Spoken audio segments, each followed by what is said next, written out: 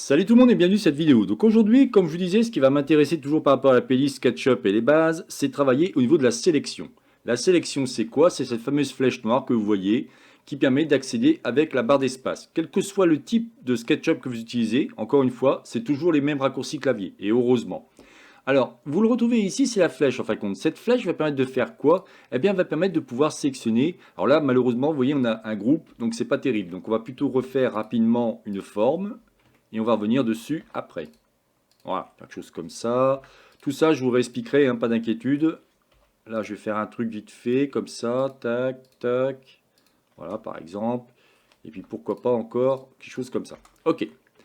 La sélection donc, se fera toujours évidemment avec le bouton gauche de la souris. C'est ce que je vous ai expliqué la dernière fois au niveau de la précédente vidéo. Mais il faut savoir que, en fin de compte, vous avez pas mal de techniques pour sélectionner vos objets. Si c'est un groupe ou un composant, en l'occurrence ici, vous voyez, j'ai une espèce de cadre bleu qui m'indique que tout cela est mis dans un groupe ou un composant, c'est différent. Donc on reviendra dessus un peu plus tard. Ou alors je vais vous faire de suite, c'est-à-dire que je peux faire ici, hop, voilà, et ici je vais créer de suite un groupe. Voilà, comme ça au moins vous voyez ce que c'est. Ok? Vous avez à peu près les mêmes choses. Alors ce qui est intéressant aussi, c'est que je vais peut-être récupérer l'ensemble, faire un CTRL-C, et on va voir si ça fonctionne directement sur SketchUp. Ça me fera gagner du temps. Donc la sélection va permettre de sélectionner soit une face, soit ce qu'on appelle une arête. Vous voyez qu'on a automatiquement quelque chose de bleu comme ça. Alors c'est pareil, je vais pas trop vous expliquer les options. C'est pas ce qui m'intéresse pour l'instant. C'est juste déjà vous montrer un petit peu comment ça fonctionne. Donc si vous souhaitez par exemple sélectionner ici la première arête et vous souhaitez à fin de compte sélectionner la deuxième arête, eh bien une touche magique et vous l'avez en dessous. Si vous appuyez sur la touche mage, vous avez un petit plus-moins qui apparaît et là vous allez pouvoir sélectionner directement les deux arêtes.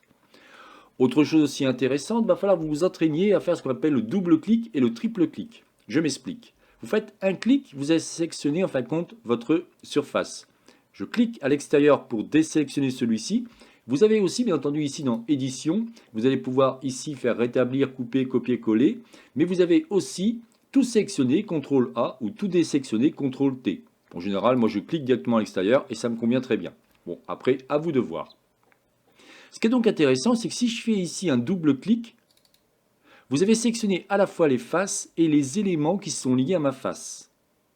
Là aussi, entraînez-vous, il est très important de savoir faire ça. Regardez, ici on est d'accord, vous avez deux traits qui sont liés entre eux. Si je fais un double clic, vous voyez, ça va bien sélectionner l'ensemble. Donc entraînez-vous par rapport à ça. Je vais le faire par rapport à lui. Un clic, je sélectionne ma surface, je clique à l'extérieur, donc toujours bouton gauche, hein, et juste un clic. Et ne laissez pas votre doigt appuyé. Vous faites juste un clic, comme un clic de souris, comme un clic, je sais pas, quand vous cliquez sur un objet ou des choses comme ça. Donc là, vous faites un double clic, et hop, vous faites ça. Ok? Alors, faisons autrement. Là maintenant, si vous regardez bien, j'ai une surface qui, en fin de compte, elle est passée de la 2D à la 3D. Là aussi, je reviendrai dessus, mais je suis obligé de vous mettre des exemples.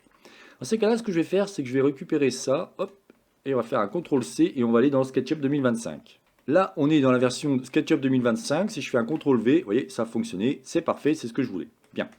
Là, pareil, vous voyez, c'est un exemple. Ça, c'est une entrée de bâtiment que j'ai faite. On m'a demandé de faire ça. Et en fin de compte, j'ai essayé de le faire à l'identique. Donc, vous retrouvez exactement la même chose. Tout ce que vous voyez là peut être fait sur SketchUp. Et vous regardez bien, vous êtes sur la version 2025, mais on pourrait le faire sur sur SketchUp Make 2017 sans aucun problème, hein. Il n'y a aucune contrainte par rapport à ça. Bon, revenons à ça. Ici, vous avez donc un cube. Alors là, c'est un groupe, c'est pas ce qui m'intéresse. On va venir sur celui-ci. Quand je vais cliquer comme ça, vous allez avoir donc une face, d'accord? Si je fais un double clic, je vais sélectionner ma face et les arêtes qui sont liées.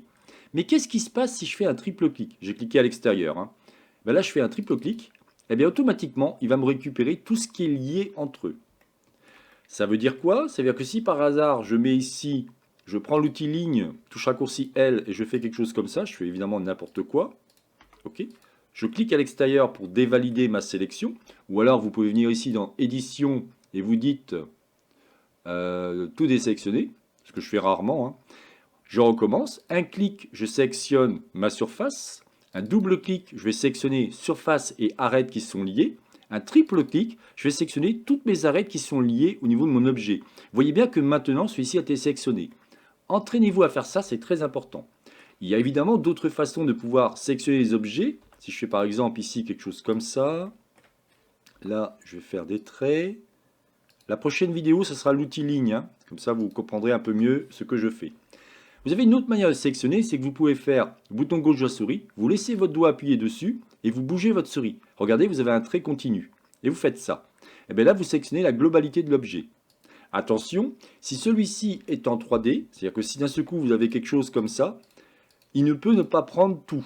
Donc faites attention à ça. Si vous faites ça, des fois vous pouvez avoir des petits problèmes ou je ne sais quoi. Donc faites attention à ça. Donc il vaut mieux, ces cas-là, se mettre en mode transparence, mais j'en reviendrai dessus. Si je clique ici, là vous voyez, je suis sûr de voir ce que je fais.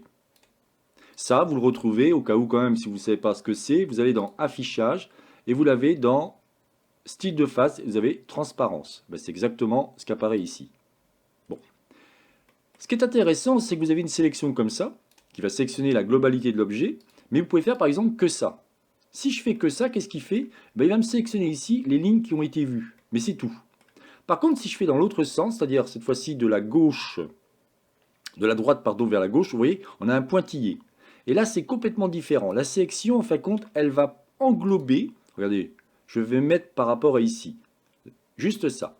Il me sélectionne quoi? Ben, il va me sélectionner ma ligne. Vous voyez, il m'a fait le tour. Bon, là, il y a un truc qui a été supprimé, mais c'est pas grave. Il m'a fait le tour. OK? Et bien, je vais faire de même de l'autre côté. Cette fois-ci, je fais comme ça, toujours bouton gauche de ma souris, et je fais ça.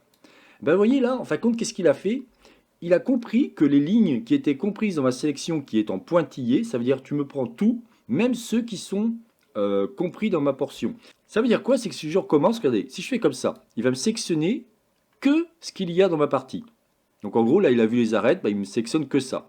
Par contre, si je clique ici pour désectionner et que je fais de même, mais de l'autre sens, là, il me dit très bien, qu'est-ce que tu veux? Tu veux ce trait-là, mais tous mes traits qui sont liés seront pris aussi. Et effectivement, on voit bien, mes traits et mes faces sont pris.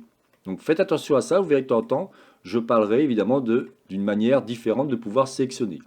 Ça aussi, entraînez-vous, c'est très important. Voilà, bah écoutez, je n'en dirai pas plus par rapport à cette vidéo. C'était donc la chaîne Atelier SketchUp réalisée par Jean-Michel. Si vous avez aimé cette vidéo, n'oubliez pas de liker ou tout simplement vous abonner à ma chaîne. N'hésitez pas à me poser des questions si vous rencontrez un problème ou des clics ou de la sélection et ainsi de suite. Aucun problème, je me ferai un plaisir de vous répondre. Prochaine vidéo, qu'est-ce qu'on fera? Eh bien, on va voir l'outil ligne. Vous allez voir, on va refaire un cube avec l'outil ligne. Et justement, ce qui va m'intéresser de vous montrer, c'est les inférences. Extrêmement important. Allez, je vous souhaite une excellente journée et à la prochaine vidéo. Bye bye.